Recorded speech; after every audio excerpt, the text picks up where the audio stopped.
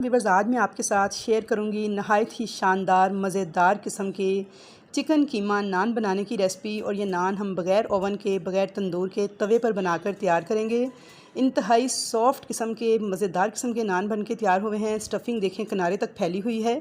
तो चलिए recipe start करते हैं। तो यहाँ पे सबसे पहले मैंने ले लिया है मैदा 2 कप। अब इसके अंदर 1 टीस्पून नमक डालूँगी, 1 टीस्पून डालूँगी पीसी हुई चीनी, हाफ़ टेबल स्पून डालूँगी यीस्ट। फ्रेश साशे यूज़ कीजिएगा, जो पहले का रखा हुआ है वो अक्सर रिजल्ट नहीं देता। मीठा सोडा ऐड करूँगी 1/4 टीस्पून। बेकिंग पाउडर नहीं, बेकिंग सोडा ऐड करना है। 1 टेबल स्पून मैंने डाल दिया है भर के मीडियम पिघला हुआ घी, मक्खन या तेल कुछ भी डाल सकते हैं। 2 टेबल स्पून के बराबर मैंने दही डाल दिया है, जो कि फ्रिज का ठंडा नहीं होना चाहिए, नॉर्मल रूम टेम्परेचर पे होना चाहिए। अब यहाँ पे मैंने नीम गर्म दूध लिया है, आधे कप से थोड़ा सा ज़्यादा दूध था, और उसके साथ मैं इस डो को गूंद लूँगी। आप हस्बे ज़रूरत दूध ऐड कीजिएगा। तो बस आपने इसकी एक नॉर्मल सी डो तैयार करनी है, जो कि ना तो बहुत ज़्यादा सख्त हो और ना बहुत ज़्यादा नरम। बिल्कुल ऐसे जैसे हम रोटी पकाने के लिए आटे को गूंदते हैं, तो सेम उसी स्टाइल से ही आपने इसको अच्छी तरह से गूंद लेना है और डो तैयार कर लेनी है। तो यहाँ पे मैंने 1 टेबल स्पून घी इसके ऊपर मज़ीद डाला है और अच्छी तरह से इसको गूंद लिया है। तो ये देखिए जी, डो हमारी तैयार है और बिल्कुल नॉर्मल है, ना तो बहुत ज़्यादा नरम है ना बहुत ज़्यादा सख्त, ये आप देख सकते हैं। अब एक बाउल लूँगी, उसके अंदर थोड़ा सा मैंने ऑयल लगा लिया है, उसके अंदर इस डो को रखूँगी। थोड़ा सा ऑयल मैं इस डो के ऊपर लगा दूँगी ताकि खुश्की वगैरह ना आए, और इसे किसी भी आप प्लेट से कवर कर दें, ढक्कन से कवर कर दें, या फिर प्लास्टिक रैप लगा कर कवर कर दें। और इसको 1.5 से 2 घंटे के लिए, क्योंकि गर्मी का मौसम है, तो किचन काउंटर पे ही मैं छोड़ दूँगी ताकि ये राइज़ हो जाए। लेकिन अगर सर्दी का मौसम हो तो फिर आप इसे किसी हीटर वाले गर्म कमरे में छोड़िएगा 2 से 3 घंटे के लिए। तो चलिए, जब तक हमारी डो राइज़ हो रही है तब तक हम इसका मटीरियल तैयार कर लेते हैं कीमे का। तो सबसे पहले यहाँ पे मैंने 2 बाउल लिए हैं। एक में मैंने डाल दी है अंडे की जर्दी, सिर्फ जर्दी ऐड करनी है, सफ़ेदी नहीं। अब इसके अंदर डाल दूँगी मैं 1 टेबल स्पून दूध, और अच्छी तरह से मिक्स करके इसको एक साइड पे रखूँगी। नान बनाने के दौरान हम इस मिक्सचर को इस्तेमाल करेंगे।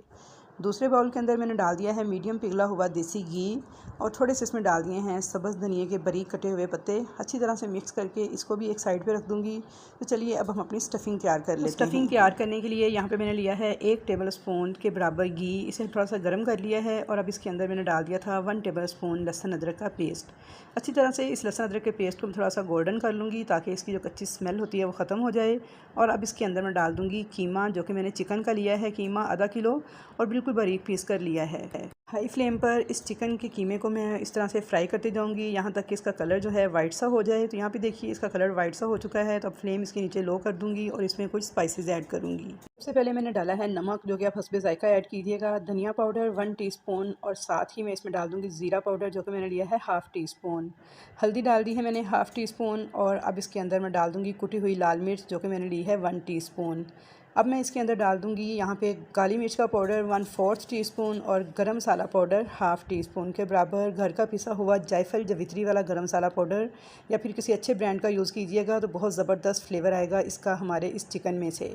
अब मैं इसके अंदर डाल दूँगी नींबू का रस 1 टीस्पून के बराबर। फ्रेश जूस ऐड कीजिएगा, तो बहुत ही मज़ेदार किस्म की ये स्टफ़िंग बन के तैयार होगी कि आप उंगलियां चाटते रह जाएंगे।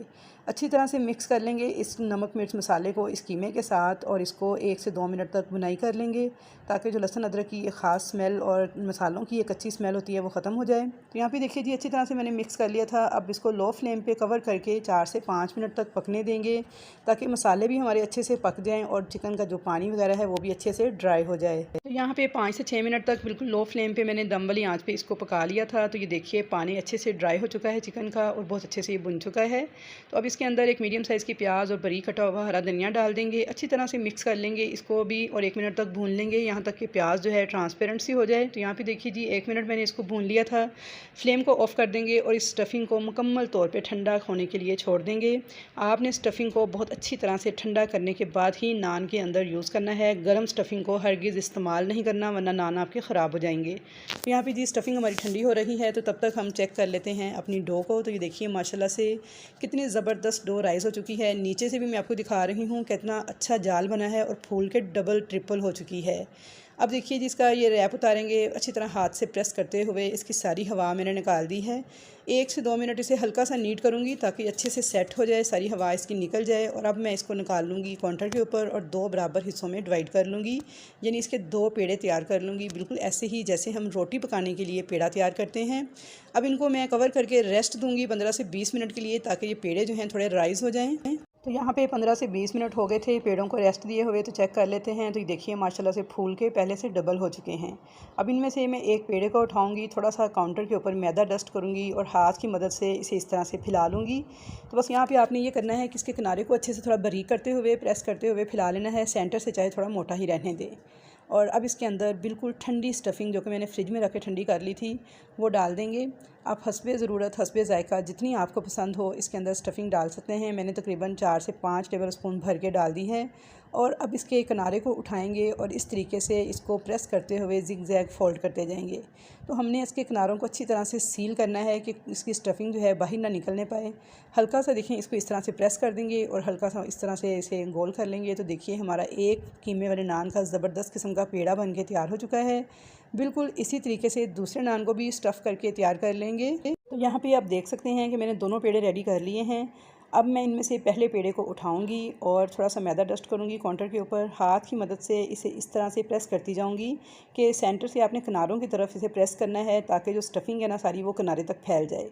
तो आपने इसको उल्ट पुल्ट करते हुए दोनों साइडों से इक्वल प्रेस करते जाना है और हाथ की मदद से ही इसको नान की शेप दे लेनी है। चाहें तो इसके ऊपर बेलन भी इस्तेमाल कर सकते हैं, लेकिन बहुत ही हल्के हाथों के साथ आपने बेलन को यूज़ करना है।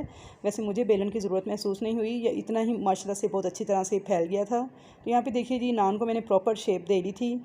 तो बस आपने इसे रोटी से थोड़ा मोटा ही रखना है क्योंकि हमने नान तैयार करना है, रोटी नहीं। अब इसकी जो साइड हमने सील की थी उसको हम कर देंगे नीचे की तरफ और दूसरी जो प्लेन साइड थी इसको ऊपर की तरफ करते हुए इसके ऊपर एक निशान बनाएंगे। यहाँ पे मेरे पास एक डोंगे का ढक्कन था गोल, जिसका किनारा तेज़ था थोड़ा।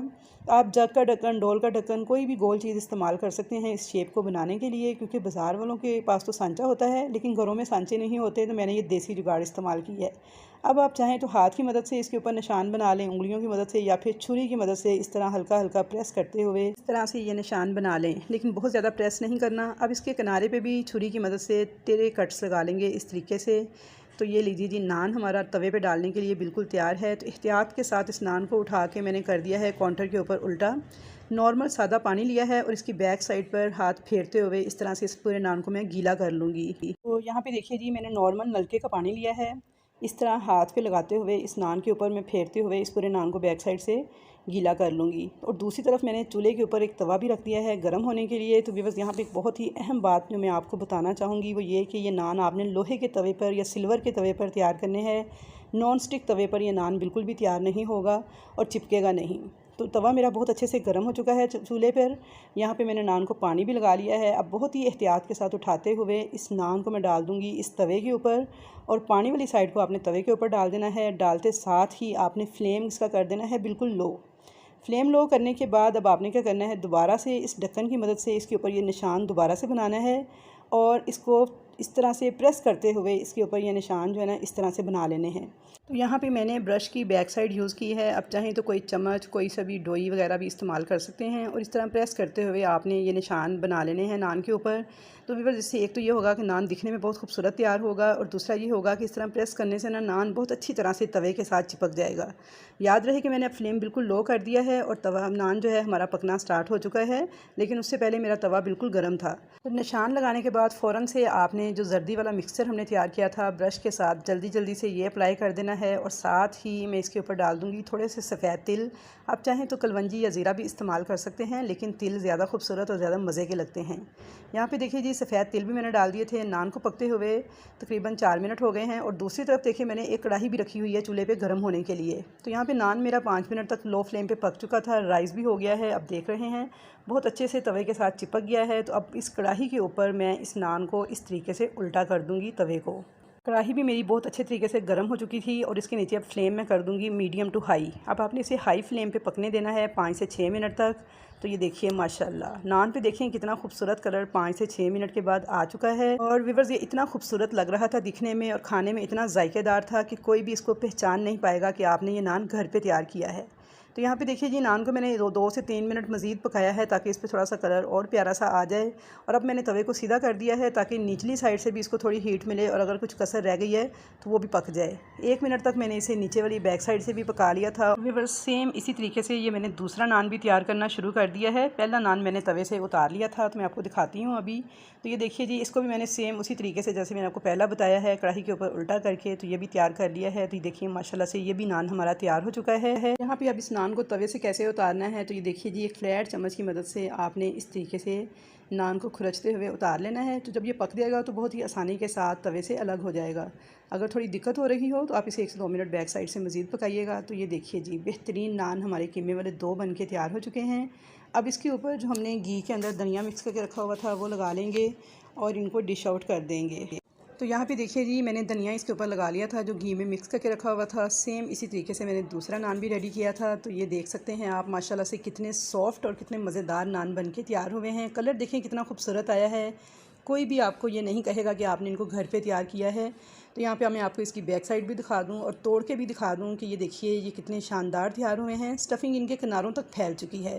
तो आई होप व्यूअर्स कि आपको ये रेसिपी ज़रूर पसंद आएगी। रेसिपी अगर पसंद आई है तो वीडियो को लाइक कीजिए, चैनल पर नए हैं तो सब्सक्राइब कीजिए और अच्छे अच्छे कमेंट्स का इजहार कीजिए। अल्लाह हाफिज़।